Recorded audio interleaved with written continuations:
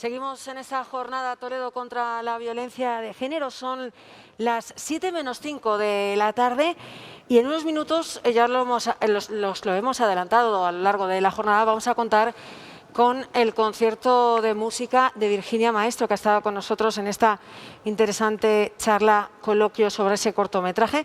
Pero antes tenemos la ponencia El feminismo de la cuarta ola, para la que contaremos con las profesoras Rosa Cobo Bedia y Beatriz Ranea Triviño, coordinadoras del libro Breve Diccionario del Feminismo, que también nos le van a presentar aquí, en esta jornada en directo.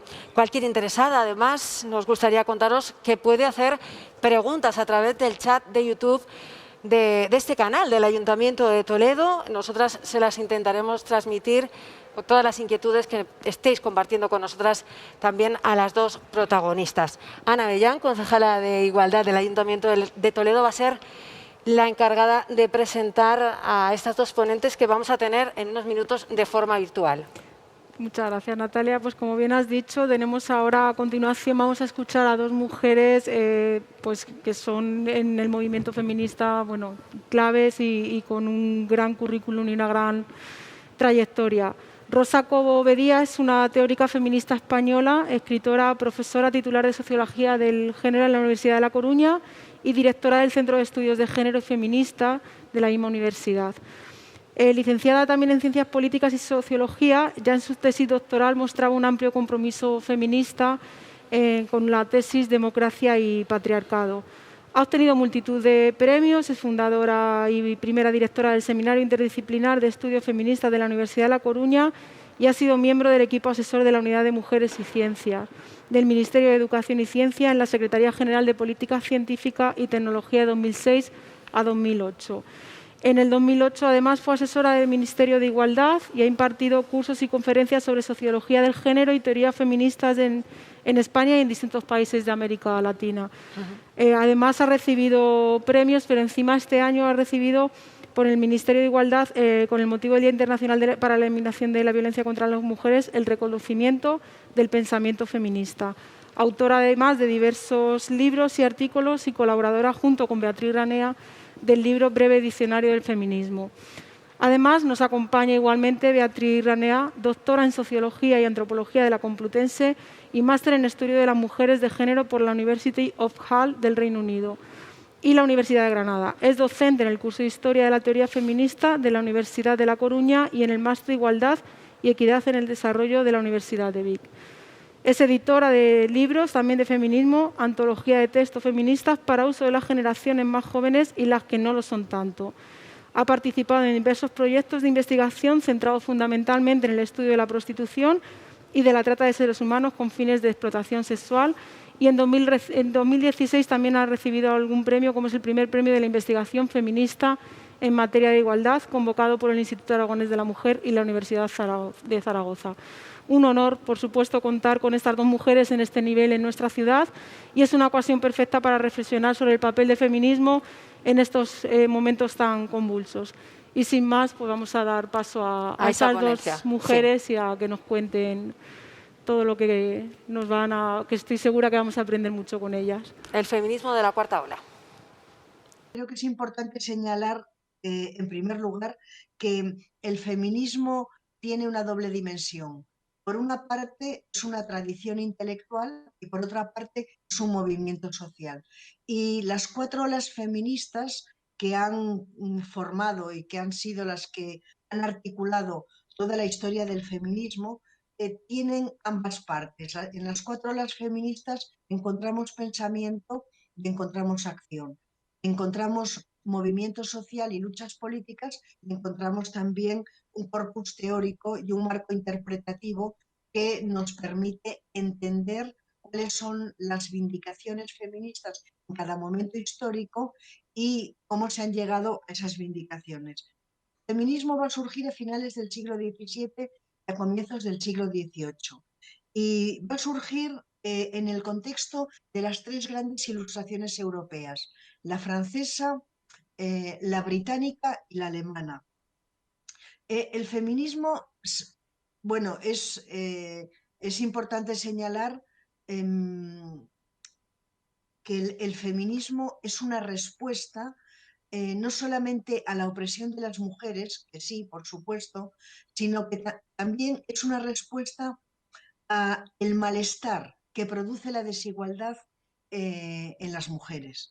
Y en este sentido, creo que es importante destacar que si bien el feminismo, como un discurso y como una práctica política moderna, va a surgir a finales del XVII y se va a consolidar como tal a lo largo del siglo XVIII, sin embargo, siglos antes se habían producido lo que podríamos denominar episodios o acontecimientos protofeministas, es decir, grupos de mujeres que en determinadas circunstancias históricas, en determinadas circunstancias sociales, políticas y económicas, ponen de manifiesto la no aceptación del estatus que el sistema patriarcal trataba de otorgarles en ese momento histórico.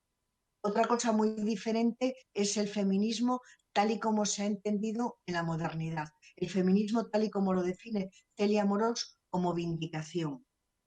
Esa la primera ola feminista va a surgir a finales del XVII, se va a alargar hasta el siglo XVIII y no va, va a haber una característica que va a marcar esta ola. Va a ser, se van a constituir, se van a definir los fundamentos del pensamiento feminista. Sin embargo, el feminismo no va a ser un poderosísimo movimiento social, era muy difícil que lo pudiese ser en el siglo XVIII, pero sí va a haber movimientos de mujeres que van a poner de manifiesto el malestar que les produce la opresión patriarcal. Si el feminismo se puede constituir como discurso y como práctica, si se puede constituir como tradición intelectual y como movimiento social, es porque se va a formular un paradigma político y un paradigma ético nuevo, que es el de la igualdad. Es la idea de que todos los individuos son libres y son iguales. Y no lo son porque eso sea una conquista social y política, sino que nos dirán los ilustrados del siglo XVIII, nos dirán que son tanto la libertad como la igualdad, los derechos que se derivan de ambas son derechos naturales. Esta idea de la universalidad de los derechos, de la universalidad de la libertad y de la igualdad, es lo que va a hacer que algunas mujeres quieran reclamar esa libertad y esa igualdad para ellas. De modo que la idea, ese principio ético y político de igualdad, se va a convertir en el fundamento, en la creación de ese discurso y de esas prácticas políticas. Esta primera ola feminista va a acabar con la derrota de Napoleón en la batalla de Waterloo y parecería que el feminismo fue un acontecimiento un poco casual.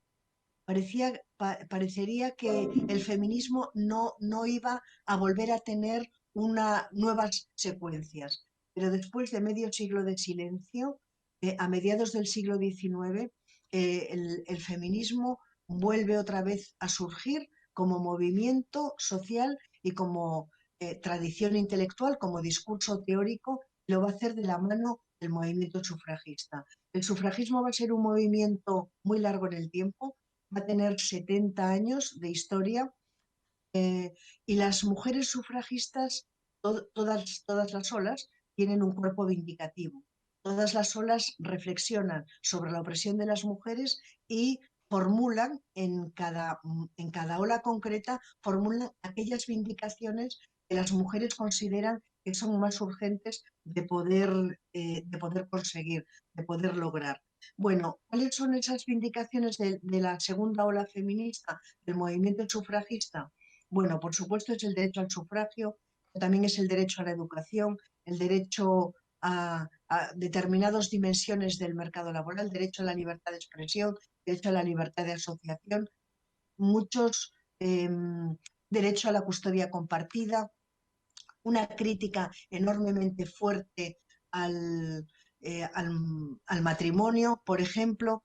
La segunda ola feminista va a terminar con la Primera Guerra Mundial, después de que las mujeres hayan ganado en diversas partes del mundo, hayan ganado esta batalla y consigan el derecho al voto. Y otra vez, después de la Primera Guerra Mundial, otra vez sobreviene el silencio hasta que en el año 1949 Howard publica El segundo sexo. El segundo sexo será ese libro fundamental que vuelve otra vez a reclamarse de la tradición intelectual y política de la igualdad y que va a relanzar el feminismo en el siglo XX. Y lo va a relanzar ya de una forma completamente imparable. Pocos años, 15 años después, en 1963, Betty Friedan escribirá La mística de la feminidad y ya en el año 1968 va a estallar, el 67-68, va a estallar la tercera ola feminista. La tercera ola feminista va a estar ocupada en su práctica totalidad por el feminismo radical. Es importante señalar la tesis fundamental del feminismo radical porque esa tesis va a tener una enorme presencia en este diccionario de feminismo que hemos editado Beatriz Ranea y yo. Esta tesis es la siguiente. Es la idea de que el control de las capacidades sexuales y reproductivas de las mujeres están en el origen de la opresión patriarcal. Esta va a ser la tesis fundamental del feminismo radical que, por lo tanto, va a poner el foco en lo que ocurre dentro de las paredes del hogar y va a poner también el foco en las relaciones entre hombres y mujeres, en esas relaciones que hasta aquel momento se habían considerado que eran relaciones íntimas, eran relaciones privadas, eran relaciones domésticas. Lo que va a descubrir el feminismo radical es que detrás de las paredes del hogar hay violencia, hay abuso sexual, hay violencia sexual, hay mucho trabajo gratuito y hay relaciones de poder entre los hombres que ejercen los varones sobre las mujeres. Todas las reivindicaciones que va a hacer el feminismo radical van a girar alrededor de esta hipótesis, más bien de esta tesis que va a desarrollar el feminismo radical. Para decirlo de otra manera, la sexualidad se va a colocar en el núcleo de esa mirada, en el núcleo también del marco interpretativo del feminismo radical. Es importante señalar que cada ola ha significado una ampliación geográfica respecto a la anterior.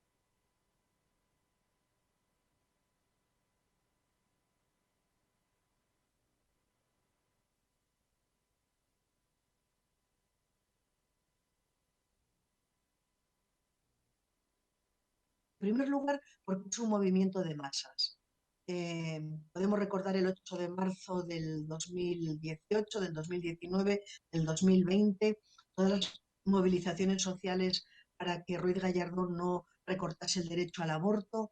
La cuarta ola feminista ha tenido lugar durante la última década. Lo mismo que también el feminismo radical, la tercera ola y la segunda ola feminista también fueron movimientos de masas. Esta cuarta ola feminista, además, es un fenómeno global.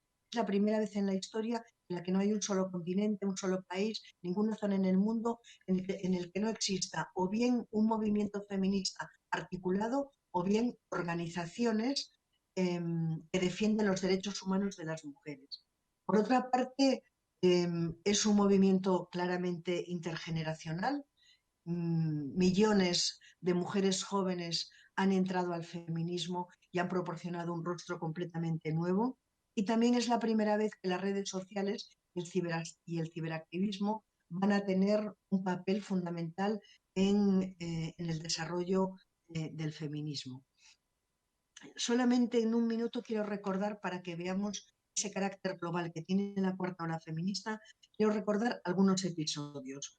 Bueno, en España lo vimos, empezó con el tren de la libertad, la lucha, todas las movilizaciones que hubo contra el aborto, el famoso 15N, en el año 2015, las manifestaciones del 8 de marzo, pero yo nunca puedo dejar de pensar en Argentina y cómo tantas mujeres estuvieron toda una noche a las puertas del Congreso a ver si finalmente legalizaban el derecho al aborto.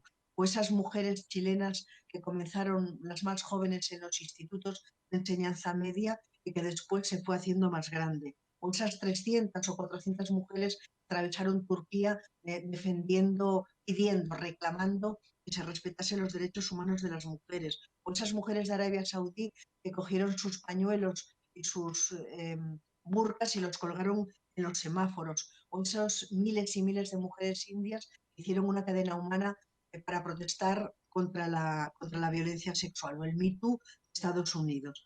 Ahora bien, aquí viene una pregunta, y la pregunta es la siguiente. ¿Por qué secuenciar la historia del feminismo en olas?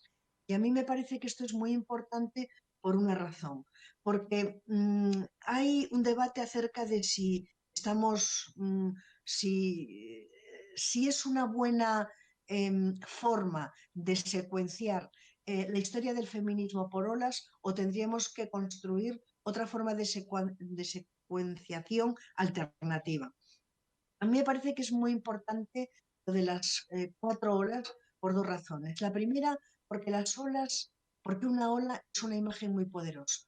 Las feministas necesitamos lanzar a la sociedad la idea de que no somos 4, sino que tenemos capacidad de movilización, que tenemos capacidad de irrumpir en el escenario político y en el escenario social. Y hablar de olas yo creo que induce a pensarlo de esa manera. Y en segundo lugar, porque es muy importante para cualquier genérico oprimido, como somos las mujeres, y para cualquier movimiento social que lo representa, es muy importante poner en pie la idea de que tenemos genealogía, de que tenemos historia, de que tenemos pasado. Bueno, 3 siglos de luchas feministas nos preceden. La cuarta ola es ese momento histórico en el cual las luchas políticas feministas, como su marco interpretativo, se han globalizado por todo el mundo. Ahora viene otra cuestión. ¿Cómo se puede interpretar esta cuarta ola feminista? Yo creo que es importantísimo señalar que esta cuarta ola feminista es una respuesta a la reacción patriarcal que se puso en marcha después de aproximadamente los años 80, después del éxito que tuvo el feminismo radical y que cambió el imaginario que en ese momento histórico existía sobre las mujeres, y que fue el comienzo de las políticas públicas de igualdad, que fue el comienzo de la entrada de la teoría feminista en la universidad. El sistema patriarcal, yo creo que el feminismo radical le pilló con el pie cambiado y tardó en reaccionar. Pero a finales de los años 80, comienzos de los años 90, en el 92, Susan Faludi escribió un famosísimo libro, Reacción, donde explicaba precisamente cómo se había articulado la reacción patriarcal. Y como todas las reacciones, la característica que tienen es que tratan de dar la impresión de que no hay una reacción patriarcal, sino una vuelta al orden natural de las cosas. Ahora bien, para que haya sido posible el estallido que ha sido esta cuarta ola feminista, han tenido que ocurrir 2 cosas. La primera es que se ha desarrollado un movimiento muy fuerte dentro del propio feminismo. A partir de la década de los 90, el feminismo ha mirado no tanto o no fundamentalmente hacia los mecanismos de opresión patriarcal, como que tuvo que poner la mirada o puso la mirada sobre cómo estaba articulado el movimiento feminista y sobre las diferencias que existían y las desigualdades entre las mujeres. De modo que puso la mirada sobre el movimiento feminista y puso la mirada sobre el genérico de las mujeres. Fue, por decirlo así, un movimiento endogámico. Fue un movimiento endogámico que muy probablemente el feminismo necesitaba hacer ese movimiento interno. Yo creo que la cuarta ola feminista ha sido posible porque el feminismo ha transformado ese movimiento endogámico en un movimiento exógeno. Es decir, otra vez el movimiento feminista se ha puesto el foco en lo que ocurría dentro o lo que ocurría en el sistema patriarcal. Es decir, cuando el movimiento feminista miraba para sí mismo, cuando el feminismo miraba para el movimiento y para el genérico de las mujeres, lo que identificó fue la diversidad de las mujeres. lo que identificó fue la desigualdad entre mujeres del norte y mujeres del sur, entre mujeres blancas y mujeres negras, entre mujeres pobres y mujeres ricas, entre mujeres lesbianas y mujeres heterosexuales. Yo creo que una vez que el feminismo se hace un mapa muy concreto de que las mujeres no constituimos una identidad, es decir, como diría Celia Moros, no somos idénticas, las del norte y las del sur, las pobres y las ricas, etcétera, es cuando el feminismo está en condiciones de hacer ese giro que significa cambiar la dirección del foco y ponerlo en los mecanismos de poder patriarcal.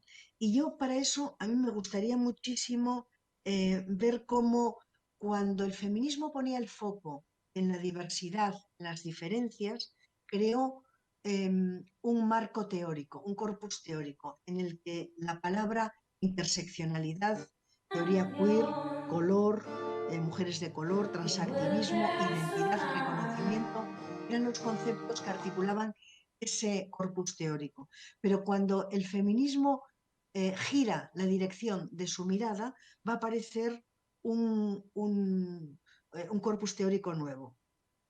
Aparece masculinidad hegemónica, amor romántico, acoso sexual, violencia sexual, brecha salarial, trabajo de cuidados, precariedad del mercado laboral, cultura de la violación y sobre todo, y me parece que no es un elemento de poca relevancia, va a volver al escenario político y teórico feminista el término de patriarcado. Patriarcado así, solo, no heteropatriarcado, ni transpatriarcado, ni cualquier otro concepto. Patriarcado, que pone de manifiesto que las mujeres estamos sometidas a procesos de opresión y de explotación económica patriarcal y que eso requiere de la existencia de un sujeto político que esté compuesto exclusivamente por las mujeres.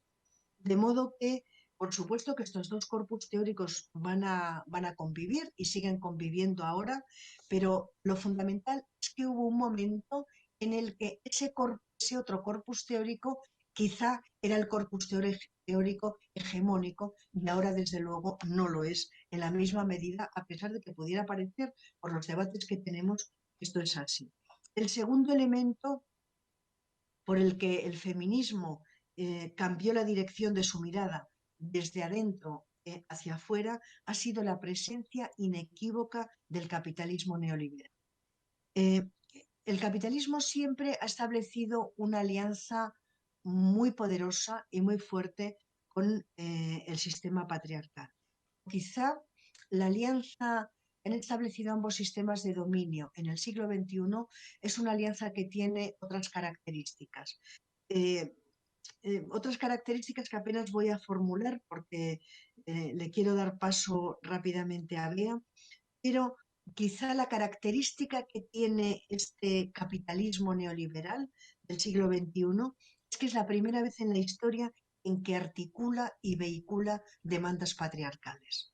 Yo lo veo de la siguiente manera. Es como si el sistema patriarcal estuviese viviendo una crisis muy fuerte de legitimación y el neoliberalismo hubiese venido a socorrerle. Más que el neoliberalismo, podríamos decir el mercado.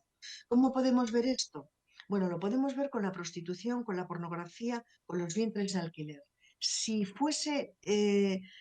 no existiese el capitalismo neoliberal, probablemente la prostitución, la pornografía y los vientres de alquiler no tendrían ningún impacto económico. Y hoy, sin embargo, forman parte de una industria en el marco de las economías liberales, que es una industria boyante que no hace más que crecer. Si no existiese capitalismo neoliberal, no existirían las maquilas como existen hoy, sin que podamos olvidar que las maquilas más descualificadas son aquellas que están eh, más feminizadas. De modo que el capitalismo neoliberal ha hecho posible que el feminismo haya vuelto a colocar otra vez como un elemento fundamental dentro de su proyecto político emancipatorio el imaginario de la redistribución. No es suficiente con el reconocimiento. Son completamente insuficientes y en muchos casos son un verdadero problema político, las identidades, las políticas de la identidad. Pero el imaginario de la redistribución, a no olvidar que el 80% de las mujeres del mundo viven en situaciones de falta de recursos, muchas en situaciones de vulnerabilidad, no podía, no podía estar ausente durante décadas de nuevo el imaginario de la redistribución. Mm, yo decía que todo cuerpo vindicativo, perdón, toda ola feminista tiene un cuerpo vindicativo. Se articula alrededor de determinadas demandas patriarcales. Importantísimo señalar que en el corazón de la cuarta ola feminista está la violencia sexual. ¿Solo la violencia sexual? No. Por supuesto que también está la precariedad de las condiciones de trabajo y el trabajo gratuito que realizan las mujeres, la crítica a la precariedad y el trabajo gratuito está también en esta cuarta ola feminista. Pero el grito colectivo de rabia de las mujeres en todo el mundo ha sido porque mientras avanzaban otros derechos, mientras parecía que las sociedades se iban haciendo más abiertas, la violencia sexual no solamente persistía, sino que surgían nuevas formas de violencia. Bueno, muchísimas gracias y le paso la palabra a Beatriz.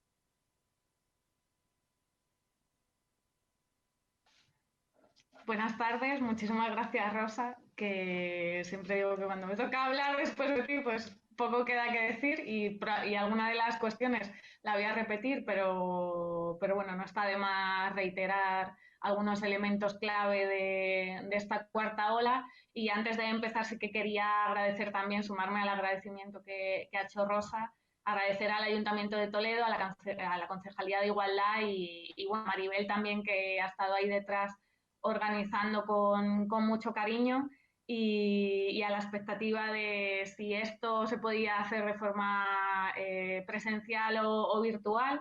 No ha podido ser de forma presencial y pierde parte de la riqueza, pero afortunadamente, bueno, pues tenemos, en este contexto tan distópico, tenemos las redes y estas plataformas virtuales.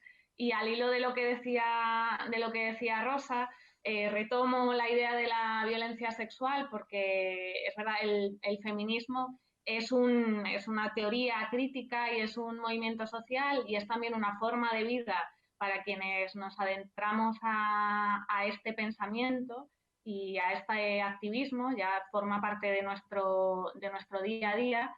Y, y es una toma de conciencia que es a la vez individual y colectiva, y cada una de nosotras llegamos de alguna manera al feminismo de formas diferentes. Llegamos a ponernos las famosas gafas violetas que hacen que miremos de otra forma la realidad, que incorporemos a nuestra mirada el análisis de género, la perspectiva de género y bueno, pues cuestionemos algunas, bueno, pues aquello que pensábamos que era natural, el orden natural de las cosas, pase a ser, bueno, pasamos a desnaturalizarlo y pasamos a comprender algunas situaciones discriminatorias y de desigualdad que hemos vivido que antes no tenían nombre. Y digo que bueno, es una toma de conciencia tanto individual como colectiva y sin duda hay casos que marcan un antes y un después, que son puntos de inflexión en esa toma de conciencia individual o colectiva a la que nos acerca al feminismo, y algunos de estos casos, o los casos más llamativos y que mayor movilización y que mayor conciencia social respecto al feminismo han marcado, han sido casos de brutalidad, de violencia contra las mujeres, de gran brutalidad, y sin duda el caso de Ana Orantes fue uno de ellos, que puso sobre la mesa la brutalidad de la violencia de género dentro de la pareja o expareja y consiguió que una de las grandes reivindicaciones del feminismo pasase a ser también un problema público, pasase a estar en la agenda política. Y desde el caso de Ana Orantes ha habido otros casos que han despertado también el interés social, y contamos con el caso pues de las niñas de Alcácer, que bueno, fue muy... la cobertura mediática se ha investigado por la perversidad que tuvo y no se dio en un contexto en el que movilizó de una manera tan radical, no estaba en el contexto en el que emergieron las movilizaciones, que sí se dieron en un caso que bueno, tiene, pues nos retrotrae de alguna manera por la brutalidad también, como es el caso de La Manada, aunque diferente, ¿no? Pero es un caso que ha generado mucha cobertura mediática y que se ha dado, o sea, sí que se ha dado en un contexto en el que el feminismo ya se estaba reorganizando y rearticulando y bueno, pues ha generado mucha conexión con mucho auge de la conciencia feminista en gran medida, no solo por esa cobertura mediática y no solo por el contexto, sino también bueno, pues por la vinculación que han sentido muchas chicas jóvenes, porque es una de las características que tiene esta cuarta ola y es la fuerza con la que han entrado multitud de mujeres cada vez más jóvenes al feminismo. Es un caso en el que se han sentido identificadas de alguna manera por el miedo, no por haber sufrido una agresión de este tipo, que en algunos casos sí, sino sobre todo por el miedo a sufrir una agresión de estas características y también por la necesidad de poner en práctica la sororidad con la víctima superviviente de La Manada en ese yo sí te creo, en ese hermana yo sí te creo, que ha estado presente desde entonces como expresión de la rabia compartida frente al imaginario patriarcal que minimiza y desautoriza sistemáticamente la palabra de las mujeres.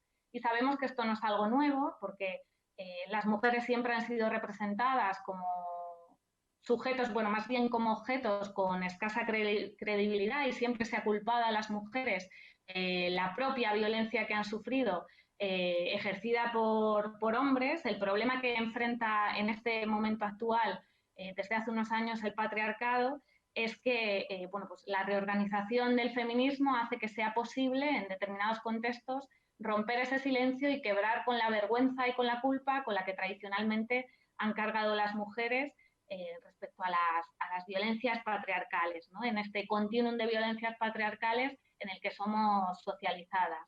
Y desde hace unos años, como decía, cada día pues somos más feministas tejiendo redes para seguir visibilizando las violencias y además destapar el carácter estructural y sistémico que tiene dentro de las sociedades patriarcales, es decir, pasar de verlas como casos aislados a elementos sistémicos de las sociedades fuertemente desiguales como la nuestra.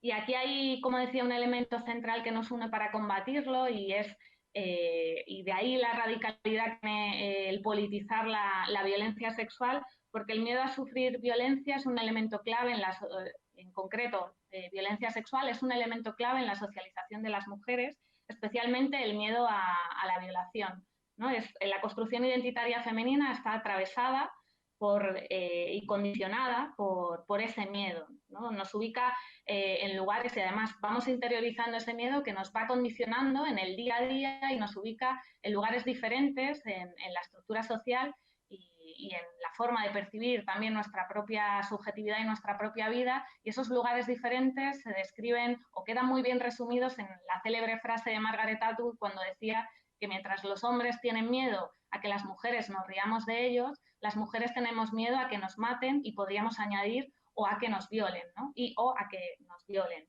Y por esto el caso de La Manada, así como luego sería el caso de Diana Quer o el de Laura Luelmo, han movilizado a muchas mujeres y en concreto a muchísimas mujeres jóvenes, porque todas, prácticamente todas las mujeres en algún momento de nuestras vidas y especialmente al caminar por la noche y al volver a casa por la noche, aunque esto con la pandemia ha quedado más suspendido, pero todas hemos experimentado ese miedo que te atraviesa, ¿no? y nos hemos sentido reconocidas de alguna manera en las historias de las víctimas y supervivientes de estos casos. Aunque sabemos que muchas de las agresiones, un número muy significativo de las agresiones sexuales se producen en contextos conocidos y además por hombres del entorno, ¿no? Sabemos que un número muy importante de las agresiones sexuales se producen por familiares, amigos de la familia, vecinos, es decir, por hombres conocidos, pero el relato del terror, o sea, el relato patriarcal del terror sexual identifica la agresión sexual con el espacio público, que es aquel en el que no deberíamos estar las mujeres, ¿no? Se construye ese relato que tiene que ver fundamentalmente con el espacio público que nosotras también reivindicamos como nuestro, con estos lemas feministas, bueno, pues las calles, las noches también son nuestras, ¿no? Porque son espacios donde también queremos sentirnos seguras. Y ese miedo lo vamos interiorizando y lo interiorizamos todas las mujeres, seamos de clase trabajadora, de clase media, de clase alta, blancas, racializadas, lesbianas, heterosexuales, bisexuales, que se acerquen o no al canon de belleza, con diversidad funcional, con discapacidad o sin ella, migrantes, autóctonas o bueno, pues más jóvenes o menos jóvenes, ¿no? Porque por supuesto que hay mujeres en contextos y situaciones de mayor vulnerabilidad con mayor riesgo a sufrir violencia sexual, pero la política del miedo a la violencia sexual se inscribe en nuestros cuerpos, ¿no? Es encarnada en nuestros cuerpos como parte de la biopolítica patriarcal que nos condiciona y por eso cuando gritamos que nos queremos vivas, no solo nos queremos vivas, sino que además nos queremos libres de violencias y libres de miedos para poder caminar bueno, pues con libertad, ¿no? En un sentido amplio de la palabra libertad. Y además, ese miedo que nos condiciona, no solo el miedo a sufrir una agresión, sino también, bueno, y al dolor que conlleva y a los malestares, al daño, sino que se ha de hacer frente a la violencia institucional de un sistema de justicia patriarcal que cuestiona sistemáticamente la palabra de la superviolencia y a una parte de la sociedad que también cuestiona la palabra de las mujeres. Y no nos creen en este caso porque cuando hablamos de violencia, o sea, no nos creen en general, ¿no? La palabra de las mujeres siempre ha sido una palabra con o sea, una voz de menor autoridad que la de los hombres, pero en este caso es especialmente significativo porque se cuestiona sistemáticamente la palabra de las mujeres cuando hablamos de violencia cometida por hombres. Y por ello es necesario recalcar que hablamos de violencia, de un terror sexual ejecutado por hombres y por eso también hay que problematizar, poner en el centro, como se está haciendo en la cuarta ola, poner en el centro de la agenda feminista también la problematización de la masculinidad hegemónica como un asunto político. Y el relato de la violencia contra las mujeres, como decía, es un relato del miedo porque el sistema patriarcal se mantiene en gran medida por esa política, a través de esa política del miedo que se inscribe en nuestros cuerpos y en ese miedo de las mujeres a sufrir violencia por parte de los hombres, como decía, pues la violencia sexual resulta paradigmática porque nos atraviesa a todas independientemente de nuestra situación y de esos ejes de vulnerabilidad que construyen nuestra identidad y nuestra experiencia. Y además tiene que ver, como decía Rosa, pues tiene que ver con esa politización también de la sexualidad y tiene que ver con la dominación sexual, como nos decía Kate Millett en su política sexual en los años, bueno, en el año 69 y los años 70. Y retomo retomo a Kate Millett porque creo que es importante hacer, bueno, no somos nada sin genealogía, como decía también Rosa, y es importante además cuando miramos a la violencia sexual, especialmente importante reivindicar el trabajo de las feministas de los años 60 y 70, sobre todo en el movimiento de liberación de las mujeres que tuvo lugar, todas esas movilizaciones y este surgir de tanto pensamiento feminista que tuvo lugar fundamentalmente en Estados Unidos, donde las feministas radicales comenzaron a politizar la violencia sexual y a situar en el centro de la agenda feminista la violación como un asunto político. Y, o sea, es decir, no como casos aislados, sino como el relato tradicional nos decía, ¿no? Casos aislados en los que se culpabiliza a las mujeres, sino como hechos sistémicos que forman parte de una estructura de dominación.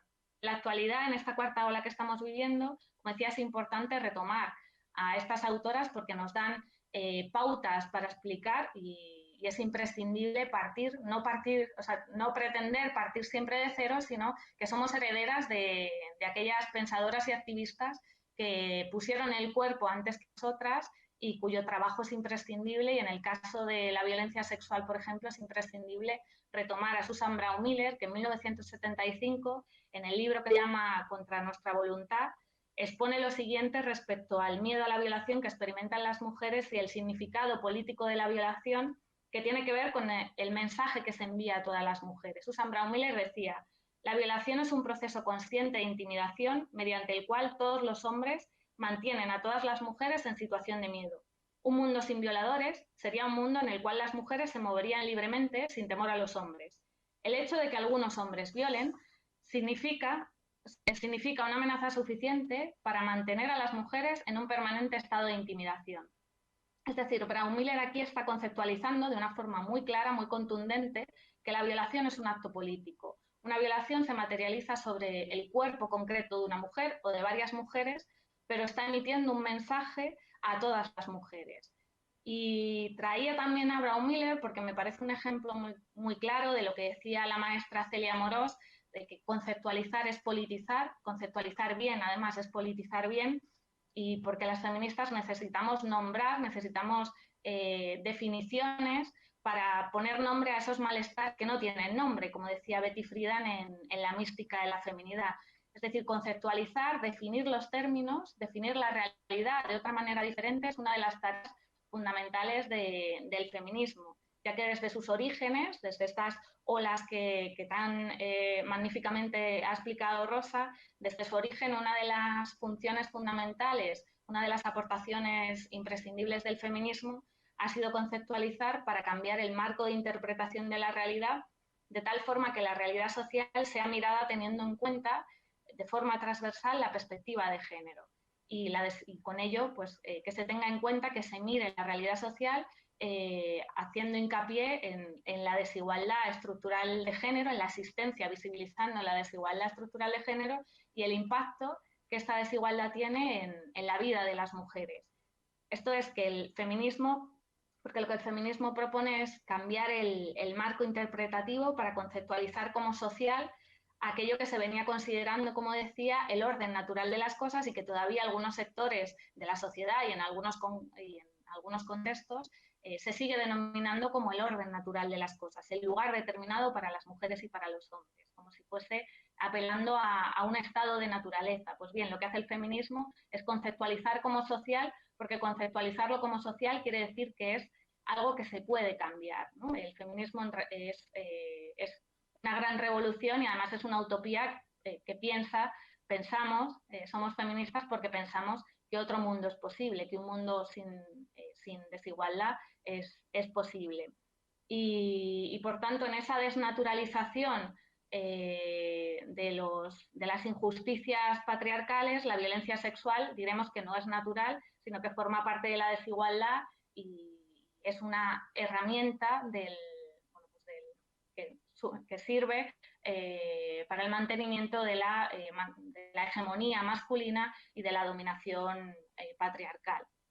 Y el feminismo, como decía, pues es esa revolución que lleva 3 siglos gestándose y por tanto es importante hablar de las olas para reconocer el trabajo de las feministas que nos han precedido, porque no somos nada sin toda esa teoría que nos posibilita además estar hoy donde estamos y poder pensar todo lo que hoy pensamos, y se ha subvertido, se ha resquebrajado cada vez en más contextos del planeta. O sea, no se llega a poner patas arriba, pero sí que se resquebrajan algunos de los cimientos del patriarcado, aunque la consecuencia es que a cada movimiento que nosotras hagamos hay movimientos de reacción conservadora, reacción patriarcal, que tratan de volver a ponernos en nuestro sitio. El gran logro del feminismo es que hemos avanzado lo suficiente como para que pues no nos puedan llevar a la casilla de salida, aunque sí que es cierto que la reacción patriarcal cuestiona sistemáticamente los derechos de las mujeres y nuestros derechos no son derechos conseguidos porque en cualquier momento son cuestionados, como pasa de forma recurrente, por ejemplo, con el derecho al aborto. Y bueno, gracias al feminismo gracias a las compañeras que nos han precedido, hemos conseguido avanzar y es el movimiento además social que más cambios ha conseguido sin recurrir a la violencia, y estos cambios se han conseguido por tanto a través de multitud de argumentaciones en contra de la irracionalidad patriarcal. Es decir, los grandes defensores de la razón, Rosa hablaba de la Ilustración, cuando surge la idea de la razón y el sujeto moderno que la encarna, pues los grandes defensores de la razón eran grandes defensores también de la irracionalidad que suponía tener a las mujeres, a la mitad de la población, en un estado de sumisión e inferioridad. Pues bien, las feministas lo que han hecho a lo largo de estos 3 siglos de historia ha sido poner en duda esa dominación masculina y demostrar la irracionalidad que supone que la mitad de la población, que a la mitad de la población se la considere inferior que a la otra mitad, y además hemos articulado grandes reivindicaciones, protestas, y el feminismo también nos ha enseñado la importancia que tiene también levantarse contra sistemas de injusticia, y por eso ha puesto en práctica en algunos momentos históricos la desobediencia civil, y las sufragistas son grandes maestras de esto, así como de las acciones directas no violentas que luego han sido imitadas por otros movimientos sociales.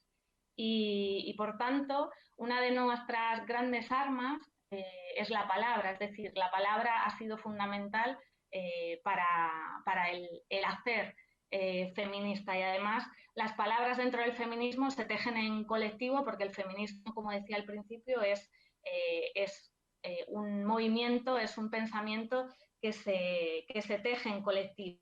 Y en esta, no quiero repetirme mucho, pero para hablar un poco más de la cuarta ola, es evidente que algo de lo que ha dicho Rosa voy a decir, porque como sabemos, ¿no? Porque somos protagonistas de esta historia que estamos viviendo ahora de la cuarta ola, el feminismo está experimentando un auge sin precedentes en muchas partes del planeta, y contamos con movilizaciones también, pues como decía Rosa, imprescindible cuando hablamos de la cuarta ola, hablar del Ni Una Menos en Argentina contra los feminicidios, de la potencia que tuvo el movimiento Me Too en Estados Unidos, que visibilizó de una manera impresionante y hasta ahora pues insólita el acoso sexual, y que el hecho de que mujeres tan visibles y con ese estatus denuncien el acoso sexual posibilita de alguna manera que mujeres en contextos de mayor vulnerabilidad también puedan alzar la voz contra las situaciones de acoso y abuso sexual, así como también podemos hablar de las marchas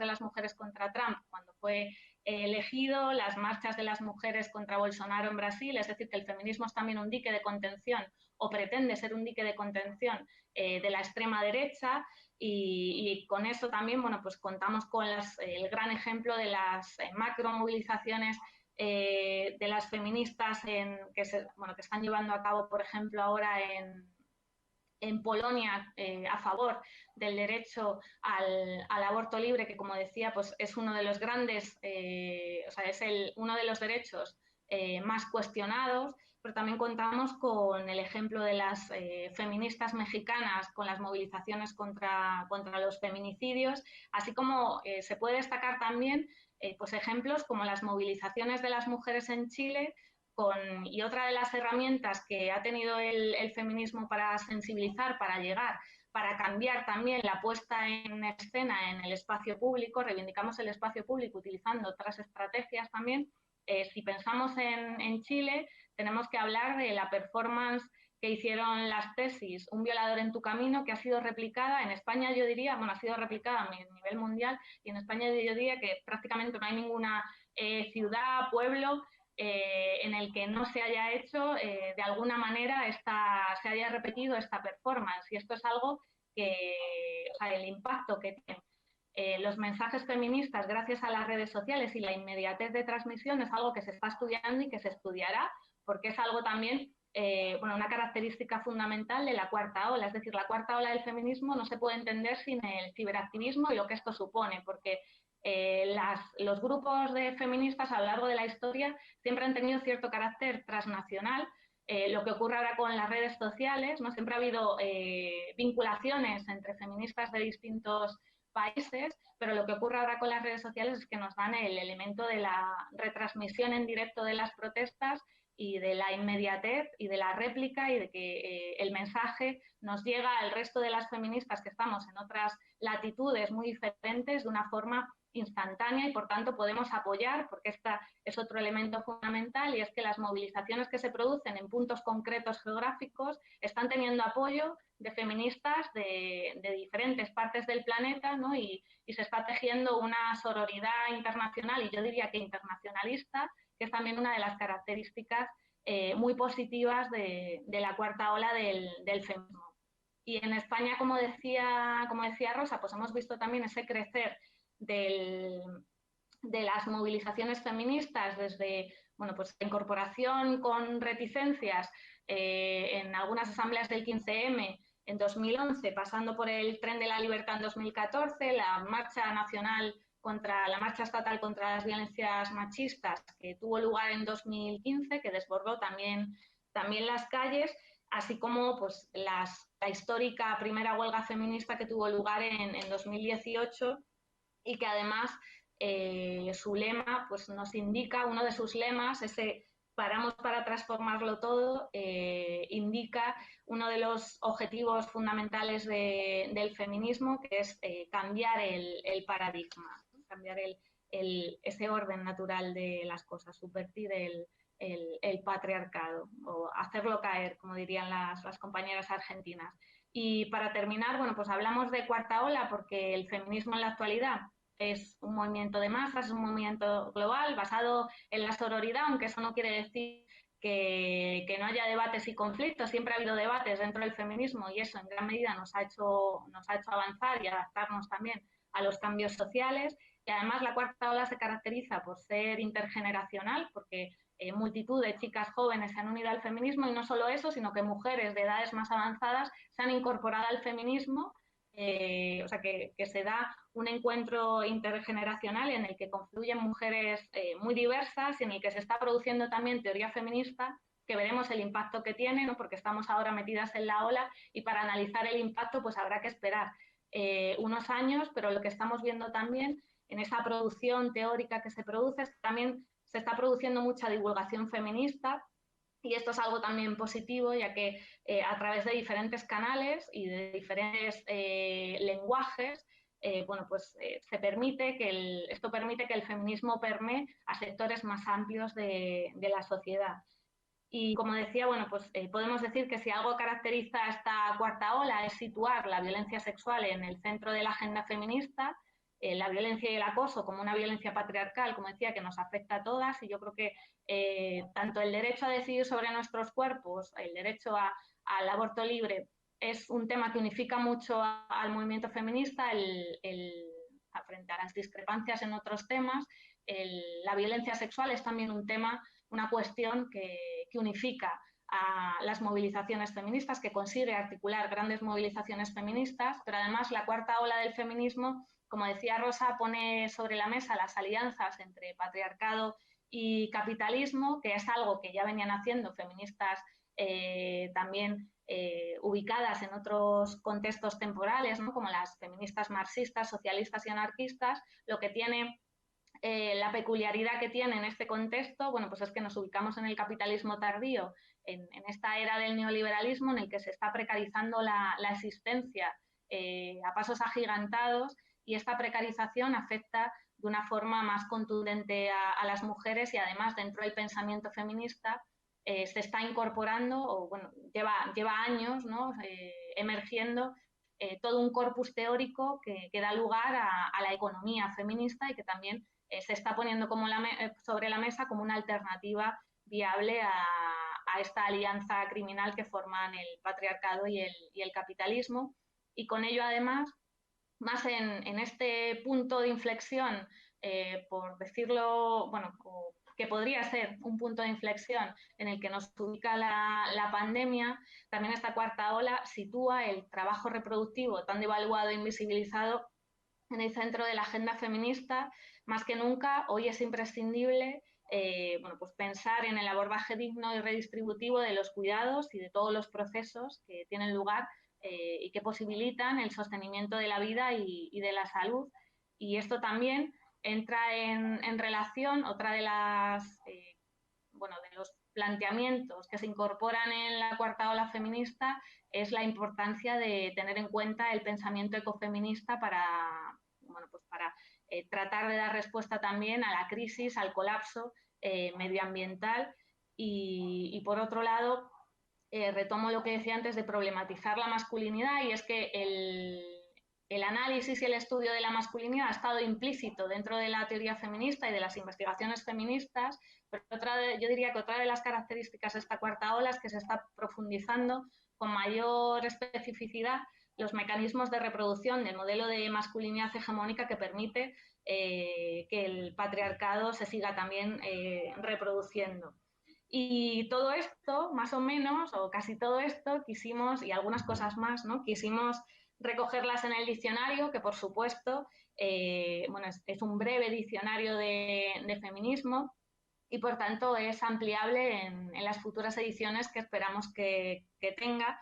Y quisimos dar cuenta o sea, con este libro quisimos dar cuenta del gran trabajo de las feministas que pusieron el cuerpo, como decía, antes que nosotras, así como el trabajo que están haciendo también muchas compañeras y maestras feministas contemporáneas en esa gran labor de poner nombre a lo invisible, es decir, nombrarlo lo no nombrado y seguir conceptualizando, que es algo fundamental para seguir avanzando como feministas. Y quisimos recoger además el carácter intergeneracional y transnacional del feminismo y conceptos de una larga trayectoria en el feminismo, así como conceptos de mayor reciente utilización. Y sobre todo, pues uno de nuestros objetivos es que el diccionario fuese colectivo y coral, porque pensamos que así es también el feminismo de la cuarta ola. Muchísimas gracias. Y gracias, Beatriz, por esta ponencia, el feminismo de la cuarta ola. Sí que tenemos algunas preguntas de aquellas personas que nos han estado siguiendo a través de este canal del Ayuntamiento de Toledo en YouTube. Y si os parece bien, no tenemos mucho tiempo, pero sí que nos vamos a pedir, ya que han hecho el esfuerzo, pues, de poder responderlas. Me imagino que me escucháis bien las dos, ¿verdad? Sí, sí me escuchan, ¿no? Bueno, pues Sí. María Hernández nos dice que hola, me está encantando la ponencia, gracias. ¿Qué creéis que aportan las chicas jóvenes en el feminismo? Yo creo que es algo de lo que se ha hablado, pero no sé. ¿Contestas tú primero, Bea? ¿O no? ¿O contesta Lo tú que, primero? lo que quieras. Bueno, yo creo que las chicas jóvenes aportan, bueno, es que es imprescindible, aportan frescura, energía y muchísimas ganas, o sea, porque es verdad que cuanto más joven eres, más ganas tienes y más, además, eh, más crees en que el cambio es posible, ¿no? Tienes la mirada menos viciada y te vas desencantada, o sea, todavía no estás desencantada como podemos estar algunas, ¿no? Cuando según vas avanzando, aunque seguimos teniendo, si somos feministas es porque todavía pensamos que es necesario seguir en esta batalla. Pero yo creo que las chicas jóvenes, bueno, y además aportan el relevo generacional, que están ahora mismo confluyendo con mujeres más mayores de gran trayectoria, que también les aportan aprendizajes, y de las chicas jóvenes, o sea, no hay que verlo como de arriba hacia abajo, sino que ellas también aportan aprendizajes a las mujeres que ya llevaban más tiempo en el feminismo, como esa pata del ciberactivismo que es tan importante para llegar a más chicas jóvenes aún, ¿no? Yo creo que es un lujazo que cada vez haya más chicas jóvenes dentro del feminismo y además, por ejemplo, en el caso de la prostitución, muchas chicas jóvenes tienen un planteamiento crítico respecto a la prostitución, tienen planteamientos abolicionistas y esto es algo, bueno, yo creo que sin precedentes, ¿no? Que tantas chicas jóvenes tengan un planteamiento tan crítico respecto a estas instituciones patriarcales y bueno, yo creo que es buenísimo, ¿no? Que es Porque yo cuando me positivo. incorporé, sí, es muy positivo y además que cada vez son más jóvenes, que hay chicas, y lo vemos en cada 8 de marzo, bueno, y en las distintas movilizaciones, que son chicas que están en el colegio o en el instituto, ¿no? En mi época, en el instituto era muy difícil autodenominarte como feminista porque todavía existía, y sigue existiendo, ¿no? Pero de otra forma, pero en mi época existía todavía ese elemento tan peyorativo de denominarte feminista y a lo mejor éramos 4 en todo el instituto y ahora es una masa, ¿no? Entonces es algo que es también reflejo de que el feminismo va ganando legitimidad y espacios.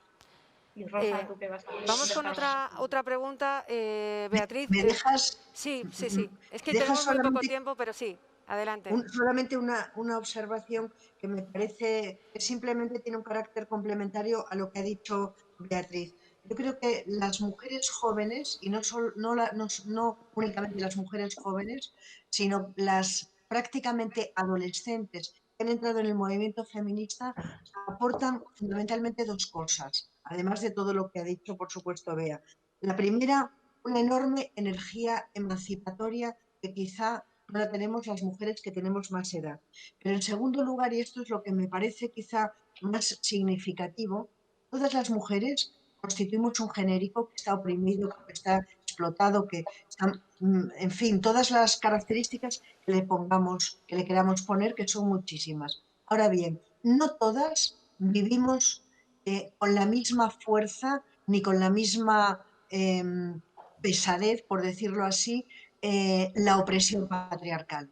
En función de dónde estés, no es lo mismo que estés en el norte que en el sur, ni que seas blanca ni negra, ni joven ni mayor.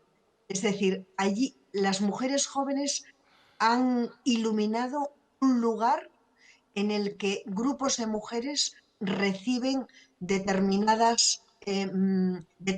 violencia y determinada opresión patriarcal. Para decirlo de otra manera, si en el corazón de la cuarta ola feminista está la lucha contra la violencia sexual, es porque las mujeres jóvenes son receptoras de esa violencia sexual y han sido precisamente ellas las que han colocado la violencia sexual como un significante en el imaginario feminista.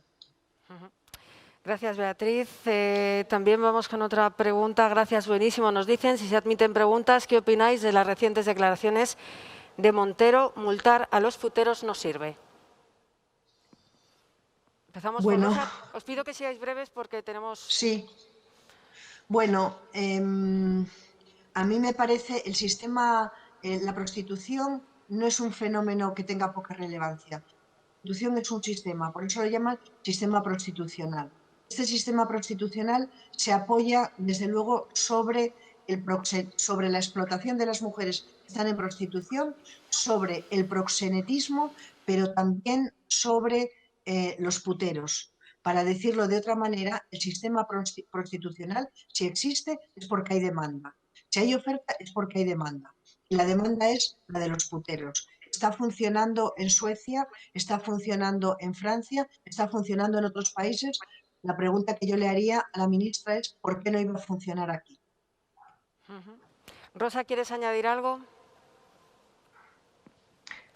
Yo, bueno, lo que ha contestado Rosa, yo creo que, o sea, que el... Beatriz, perdón. Sí, no, Beatriz, perdón, disculpa.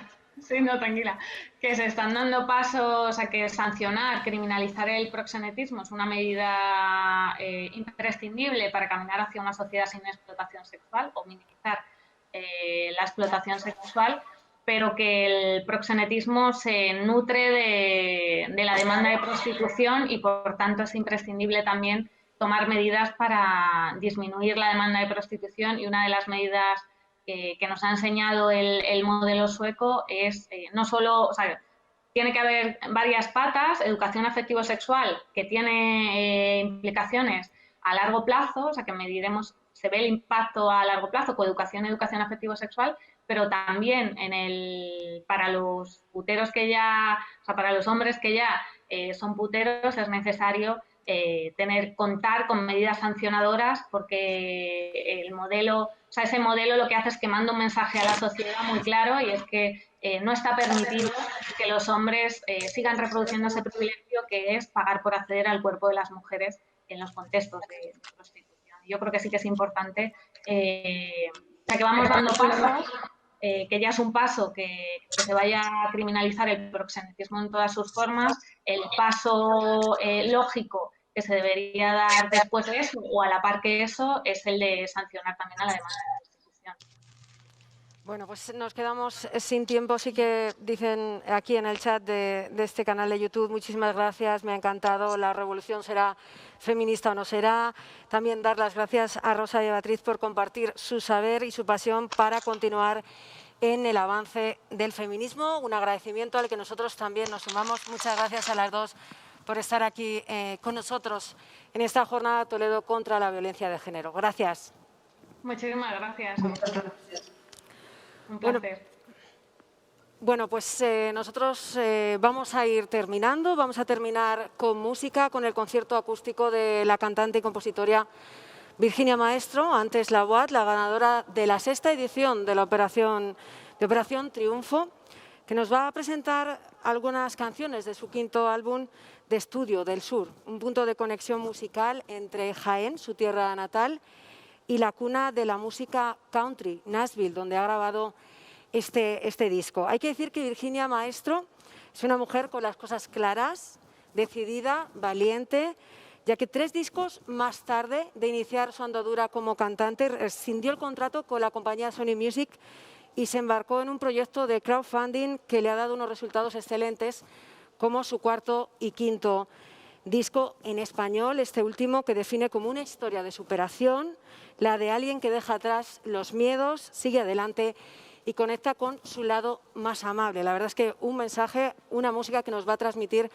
este bonito mensaje que en unos minutos nos va a cantar pues Virginia Maestro. Y con esta actuación vamos a dar por concluida esta jornada de Toledo contra la violencia de género, en la que hemos tenido la oportunidad de escuchar diferentes perspectivas de mujeres en todos los ámbitos. Un día redondo del que esperamos hayan disfrutado tanto como nosotras y nosotros. Os emplazamos a todos y todas a un compromiso diario con la mayor vulneración de derechos humanos a la mujer. La Concejalía de Igualdad y el Ayuntamiento de Toledo estará siempre a su lado, acompañándolas en su tránsito a ser supervivientes y a superar cualquier situación de violencia machista. No lo olviden, la lucha continúa, la violencia hacia las mujeres sigue ahí. Es un problema de todos y de todas, y la voz debe ser única, ni un paso atrás frente a la violencia machista. Nos vemos en las redes, también en las calles, y en unos minutos les dejamos con la música de Virginia Maestro.